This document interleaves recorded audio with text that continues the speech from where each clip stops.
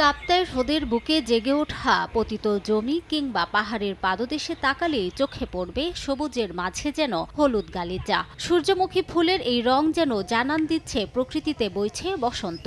দিগন্ত জোড়া এমন চোখ জোড়ানো সৌন্দর্য উপভোগ করতে ভিড় করছে প্রকৃতিপ্রেমীরা। প্রবেশ ফি দিয়ে ঢুকে তুলছেন ছবি, কেউ বা তৈরি করছেন রিলস। এতে বাড়তি আয় যুক্ত হচ্ছে কৃষকের খাতায়।